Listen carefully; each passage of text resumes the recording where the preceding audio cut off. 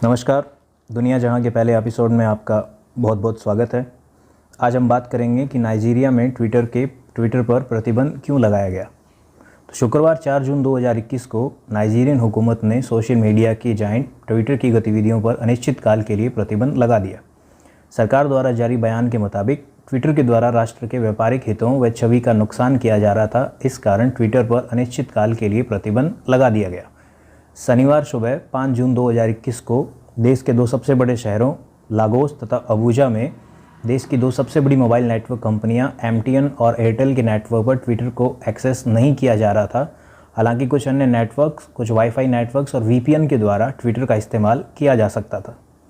Nigeria में Twitter के लगभग 4 करोड़ से ज़्यादा यूज़र हैं। हालांकि फेसबुक और व्हाट्सएप भी नाइजीरिया में सक्रिय हैं, परंतु देश के पत्रकारों, बुद्धिजीवियों और सामाजिक कार्यकर्ताओं के बीच ट्विटर एक लोकप्रिय प्लेटफॉर्म है। ट्विटर पर प्रतिबंध लगाने के पश्चात नाइजीरिया का नाम भी ईरान और चाइना के साथ ट्विटर पर प्रतिबंध लगाने वाले देशों की फहरिस्त में शामिल हो गया है। ट्विटर के आधिकारिक बयान में कहा गया कि नाइजीरियन सरकार के द्वारा की गई कार्रवाई से नागरिकों की स्वतंत्रता, विचारों की अभिव्यक्ति और मुफ्त इंटरनेट खतरे में है। 2015 में नई सरकार आने के बाद से ही सरकार लगातार विरोधी स्वर को दबाने का प्रयास कर रही है। वहीं नाइजीरिया के अटॉर्नी जनरल अबूबकर मलामी ने अपने दिए हुए बयान में कहा कि जो लोग ट्विटर पर प्रतिबंध लगाने के पश्चात भी ट्विटर का इस्तेमाल कर रहे हैं, उन लोगों की पहचान कर सरकार उन पर सख्त से सख्त कार्रवाई की जाएगी। हालांकि अभी तक ये स्पष्ट नहीं है कि कैसे उन लोगों की पहचान की जाएगी और उनको क्या सज़ा दी जाएगी।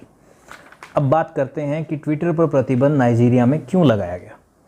तो ट्विटर पर प्रतिबंध लगाने का पहला कारण, ट्विटर ने 1 जून 2021 को नाइजीरिया के राष्ट्रपति मुहम्मदु बुहारी का एक ट्वीट डिलीट कर दिया था, जिसमें उन्होंने दक्षिणी पूर्वी नाइजीरिया के इग्बो प्रजाति के द्वारा नेशनल इलेक्टोरेट कमीशन पर हिंसक हमले की प्रतिक्रिया में एक आपत्तिजनक ट्वीट किया था।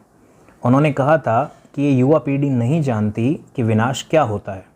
जब हम 30 महीने जंग मैदान में थे तो हमें पता है कि हम इन्हें उसी भाषा में समझाएंगे जिस भाषा में इनको समझ आता है।